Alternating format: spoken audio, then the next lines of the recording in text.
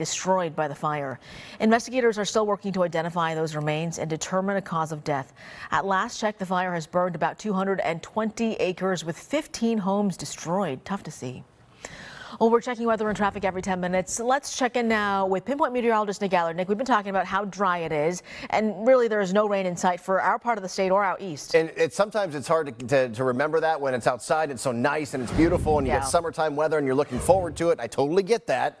But yes, especially east of the Cascades, the tan color here is moderate drought. That darker orange is severe drought, and then a lot of that yellow, much like what we're seeing west of the Cascades around like the Kitsap Peninsula, pushing into Clallam County.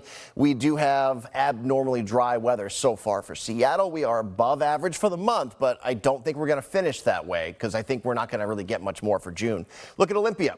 I picked this camera because live there a few minutes ago, maybe more like a half hour at this point, there was a little bit of fog. I'm not seeing any anymore. And I don't know that we're going to find much more because if you look here, Bremerton's come up quite a bit. We were in the upper 40s. It's warmed up. Olympia at 45, Seattle at 58. I'm looking at temperatures to start, and they are a little cooler than yesterday. And then I look at how much wind do we have and how much moisture is in the air? Well, Chehalis at Olympia, you can't really hold much more moisture, especially in Chehalis. That's what humidity is. It just measures how much more moisture can the air handle. In Seattle, Bremerton, it can handle more. So when you get to the saturated level, that's when you start to see some fog. And if you look right now, Bremerton's warmed up with Seattle, Everett, because you have some wind, so that fog is out of the equation there. You still may see a little in Olympia, but I'm thinking you can see with 10-mile visibility everywhere, which is perfect. That means even if you can see past 10 miles when you're standing here and looking at the mountain, that's an aviation term. But if you look around Shelton, so far that's it, half a mile visibility. I don't think we're going to see it really anywhere else at this point. You could technically see a little between Olympia, Tumwater, the Black Hills area. That's it, though. And then, look, that goes away quickly if you do have it, and we get to the upper 70s. So let me take you area by area so we can figure out where you could touch 80 today, then get you ready for where you will see low clouds into the weekend.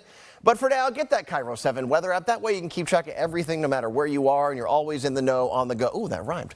Coming up at 6:10, real-time traffic with Paola, Tristan, Aruda. Yeah, you can see the beautiful sunshine out there. This is on I-5 right at 36th Street. So this is in Everett where you can see traffic definitely starting to pick up now on either side of the roadway, but especially headed south towards the Central Sound. So a pretty decent start, I would say, still at this time. I'm not following too much congestion up there, but we still have this one crash near Puyallup on Highway 161 northbound right at 43rd Street. And then we're starting to see, again, those typical backups in the South Sound, especially between Thompson Place and Nisqually. I said that we would soon start to see it, and here it is. Speeds in the area about 21 miles per hour. And then near Renton, we're also starting to see some slowdowns along 167. Also on 405 northbound, speeds in that area about 29 miles per hour. I do want to take a look at some of those drive times heading out of the South Sound, but I'll have that for you in 10 minutes. Thanks, Paola.